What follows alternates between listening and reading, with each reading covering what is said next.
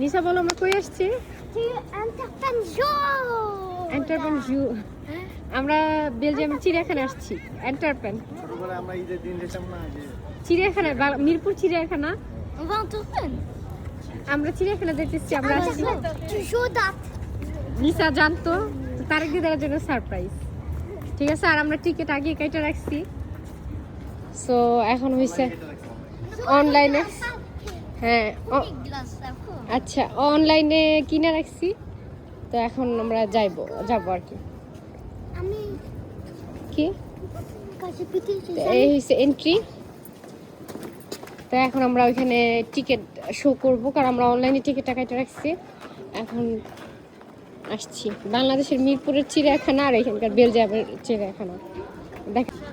তো ওই যে রনি ওইখানে চলে গেছে টিকিট শো করার জন্য। তারপর হচ্ছে আমরা এন্ট্রি করব।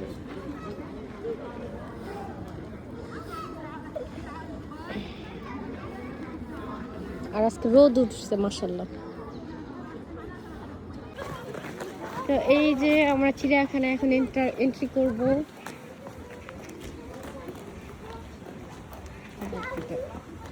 কত বড় একটা হনুমান দিয়ে রাখছে।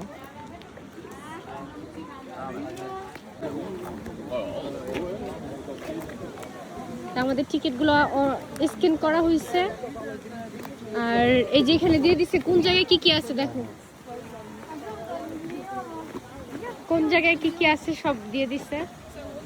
তো এবার হয়েছে চলো হাঁটি। আচ্ছা দাও চলো। এখানে একটা ঝর্ণার মতো আছে। তো এখানে একটা কি জানি না, আমি নিজেও কখনো আসিনি। তো আমরা মানে অভিজ্ঞতা নিয়ে জানতে হইব যে কি কি কোনটাতে কি আছে। দেখা যাক এখানে কি। ও নিচে দেখো, নিচে দেখো। ও সব বানর আর হনুমান টাইপের। ওই যে নিচে দেখো। আমার তারেক দিদা নিচের ফার্স্ট টাইম। এই যে এখানে ওরা গ্লাসের মাধ্যমে দিয়ে রাখে যেন দেখতে পারে। এই যে একটা, ওই যে উপর আরেকটা। ওদের নাম হইছে এই যে মান্দ্রি।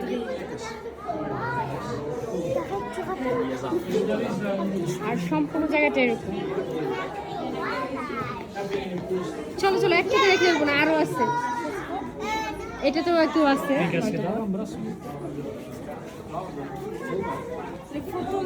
লুকায় আছে। এই যে এখানে একটা ছোট্ট বেবি বেবি বেবি তারেক দেখো একটা বেবি। ওই যে আরেকটা, এই যে একটা ছোট্ট বেবি। এটা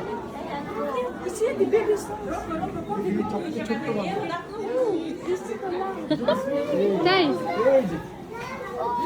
ওই যে কিছু সবচেয়ে ছোট্ট বান্দর। ও আচ্ছা, baby baby mini mini baby. ওই যে বসে আছে গাছে,